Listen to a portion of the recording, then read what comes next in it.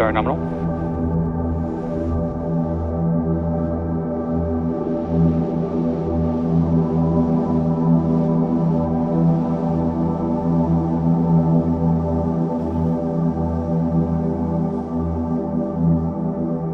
Plus 30 seconds into flight, we're getting some beautiful views from the vehicle here. Falcon 9 has successfully lifted off from Launch Complex 39A. You can see Kennedy's Power and telemetry are nominal. Kennedy Space Center below the vehicle. And again, we are carrying SXM-9 to orbit today. As you might notice, the vehicle is tilting over horizontally, and this is Falcon 9 is supersonic. This is a maneuver known as a gravity turn. Coming up on max Q here in just a couple seconds. Max Q. There we go, we just passed through that moment of max Q. As I mentioned earlier, we are starting to head horizontally away from the launch pad. We're still going up, but we're also going sideways essentially. And as you heard previously, we did just pass through max Q, which is a critical moment in flight because the combined stresses caused by Falcon 9 accelerating through the atmosphere, Impact chill, as well as the ambient static pressure, are at their greatest. And we did just hear that MVAC chill for ascent has begun, just cooling down some of those engine components further in preparation for full flow of liquid oxygen. You can track our progress to orbit here by keeping an eye on that stage 1 telemetry in the bottom corner of your screen. Getting a great tracking shot from the ground here. You can see we're going over 5,000 kilometers per hour. Getting a nice view of the rocket's plume as we head up to the thinner parts of the Earth's atmosphere. Coming up next, we have a series of events. Those are main engine cutoff, followed by stage separation, second engine start 1, and then following that is fairing separation.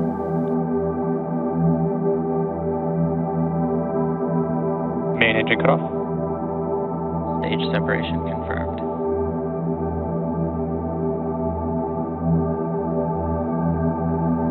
Impact ignition. And there we go. So what you just saw was the shutdown of the 9 M1D engines, known as MECO. Following that, we separate the 2 stages, and then we do light the MVAC engine, which you're looking at now on your screen. Meanwhile, the first stage, you can now see on the left side of your screen, is going to flip its orientation in preparation to re-enter the Earth's atmosphere in an attempted landing on our drone ship out in the Atlantic Ocean.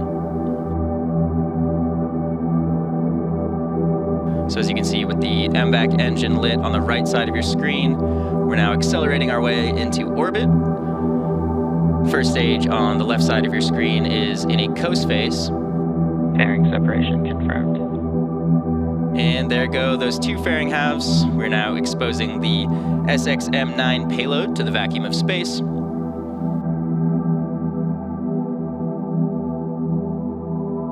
Stages are following nominal trajectories. Great news there, both stages are on their planned trajectory. You can see now in the telemetry for the first stage, we're starting to slow down as we reach the peak of the first stage's trajectory. You should start to see the altitude start to decrease as the vehicle heads back down towards Earth.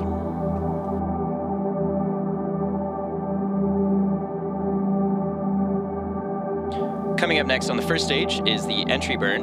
And for this burn, we do relight 3 of the M1D engines, starting with the center E9, followed shortly after that by the E1 and E5 engines. And this just slows the vehicle down as it passes back into the Earth's atmosphere, reducing stress and improving our reusability on the vehicle. During this entry burn, Falcon 9 is decelerating by firing its Merlin engines, but we're still moving really fast towards the Earth. And this causes the vehicle to fly through Merlin's exhaust gases, also sometimes called the plume. And this deposits a layer of soot on the vehicle's surface. So that's why you can see some of our flight-proven vehicles look a little extra toasty. And that soot comes from the carbon-based fuel that Falcon 9 uses. So that entry burn should start in just around a minute from now and typically lasts around 20 seconds. And again, the second stage on the right side of your screen, continuing to head to orbit, now almost 13,000 kilometers per hour at an altitude of about 160 kilometers above the surface of the Earth. We can see the first stage is now accelerating towards the Earth. Its altitude is decreasing. You can see those grid fins on the left side of your screen. These help aerodynamically control the vehicle as it re-enters the atmosphere. So pay attention to those. You can see them sort of tilting and guiding the vehicle as we head towards the drone ship. Both stages continue to follow nominal trajectories. Great news there. Everything still looking good for both stages.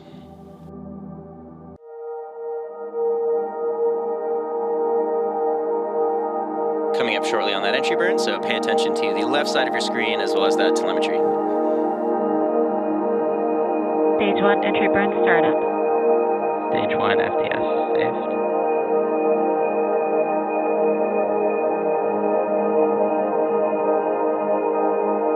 So we are now currently in the middle of the entry burn. You can see we are rapidly slowing down that first stage.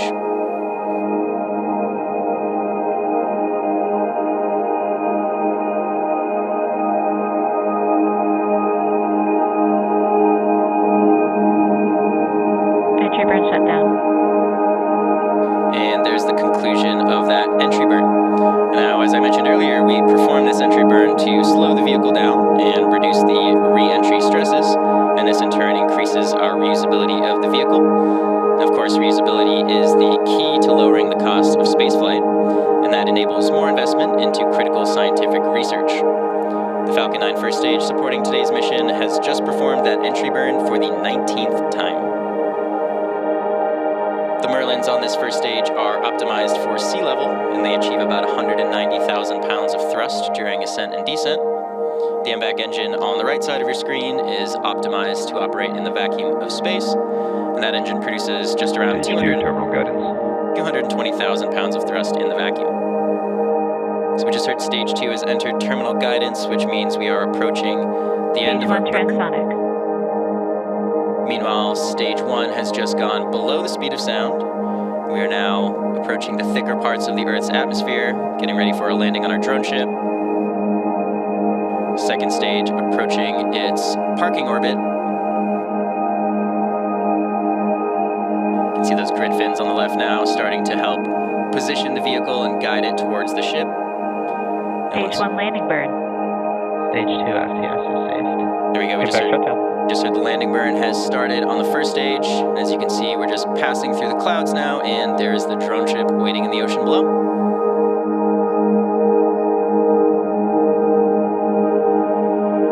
Nominal orbit insertion. Landing leg deploy.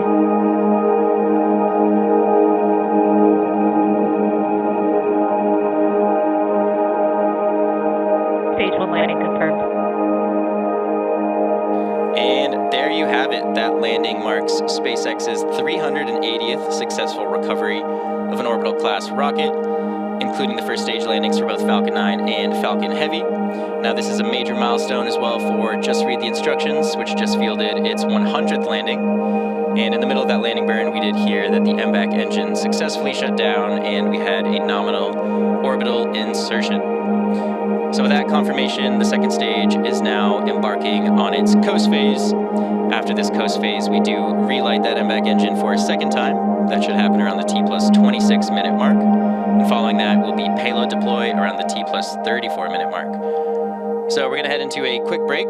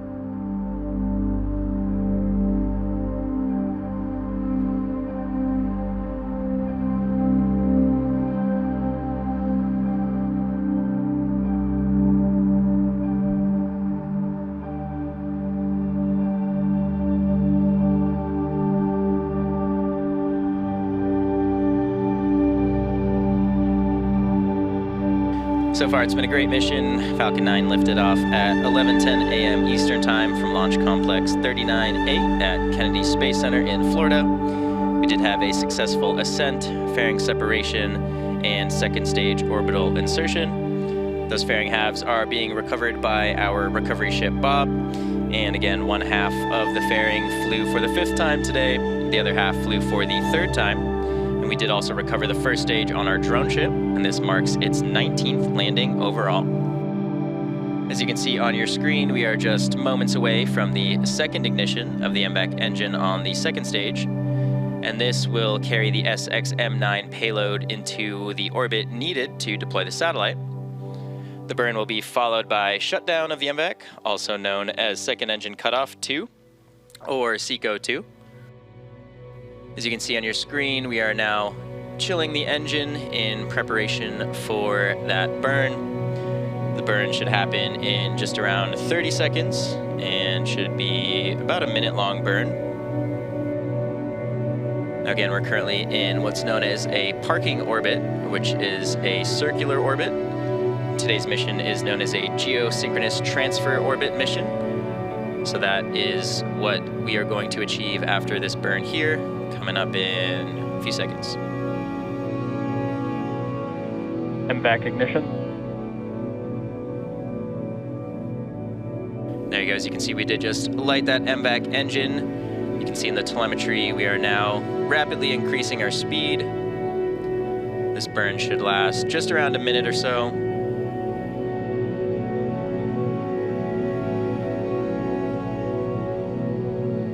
Again, this takes us to a geosynchronous transfer orbit, which is the deploy orbit for the SXM-9 payload today.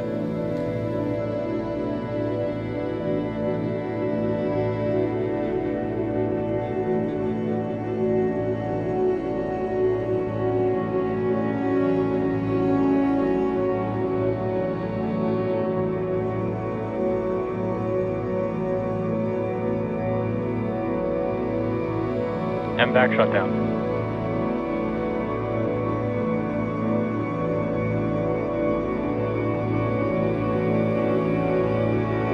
We did just successfully shut that engine down. Nominal orbit insertion. And there's the call up for nominal orbit insertion. So with that second engine cutoff, or SECO 2, we're just a couple minutes away from payload deploy.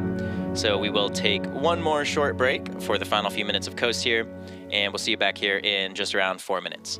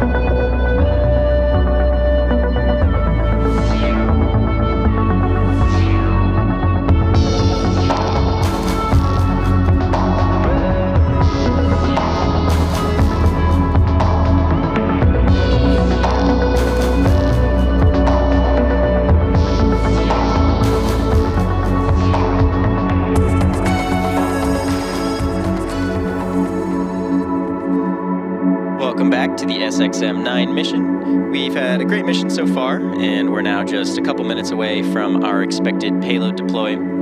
As we mentioned earlier, our customer for today's mission is SiriusXM, and this is the third SiriusXM launch for SpaceX so far. SiriusXM's platforms collectively reach about 150 million listeners. The SXM-9 satellite is based on Maxar's proven 1300 class platform, and the satellite was built at Maxar's facility in Palo Alto, California. The satellite will provide more capability to the SiriusXM fleet, including an expanded service area and higher service quality. Beautiful day, beautiful views here from the second stage in orbit as we are preparing to deploy the SXM-9 satellite. SXM-9 is 27 feet tall and over 100 feet long when the solar arrays are deployed. The satellite also features a large unfurlable S-band reflector, and this broadcasts audio and data signals to users on the ground. As I mentioned, there are more than 150 million SiriusXM-equipped vehicles on the road today, and these rely on SiriusXM's proprietary satellite network, which is also a key delivery mechanism for the company's 360L platform. SiriusXM also offers a suite of satellite-delivered marine and aviation services, and these provide pilots and boaters with important weather data and information directly to their cockpits. Getting a great view of the payload here in space on your screen. As you can see, we are now in the deploy orbit, traveling over 32,000 kilometers per hour. You can see our altitude is also increasing. Should be coming up on that payload deploy in just around 30 seconds. Should hopefully get a good view of that deploy.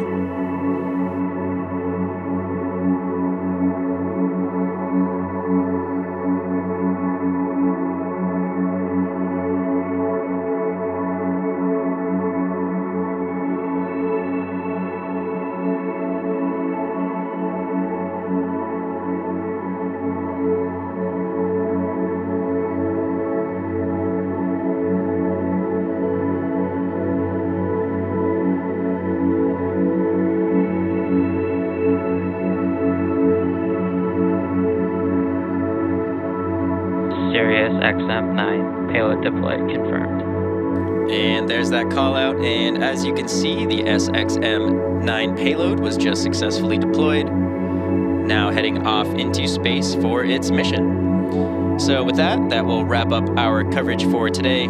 Thank you all so much for joining us for SpaceX's 123rd successful launch of 2024, and Payload deploy confirmed. and as well as our 418th overall successful launch. All of us here at SpaceX want to give a big thank you to our customer, SiriusXM, for entrusting us with today's mission. We also want to give a shout out to the Eastern Range and Federal Aviation Administration for supporting today's launch. And of course, as always, thank you to you, all of our viewers, for tuning in.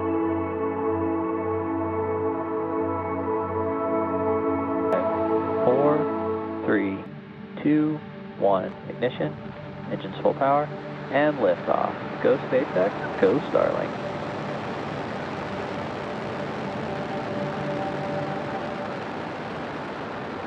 Vehicle is pitching downrange.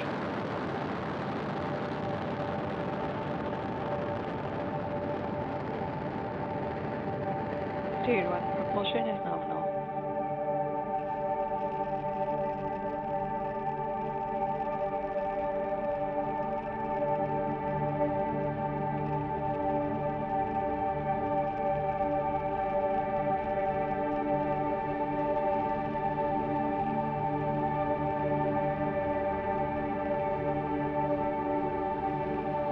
Power and telemetry nominal.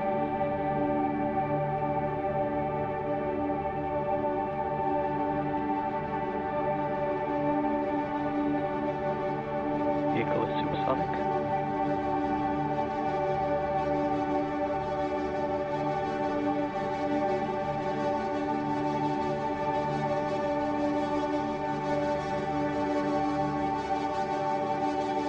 Execute.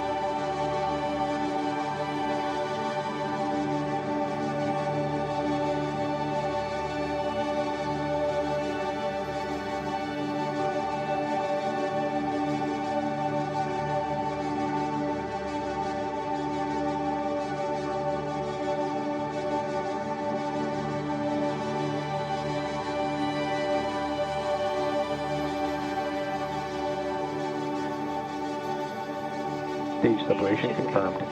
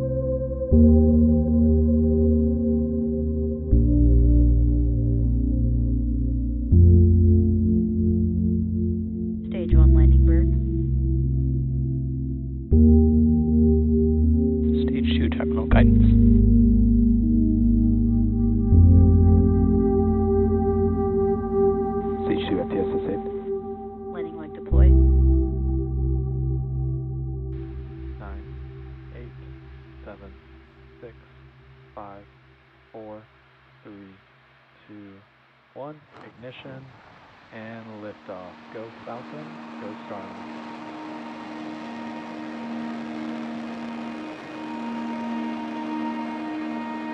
Vehicle staging downrange. M1D, chamber pressure nominal.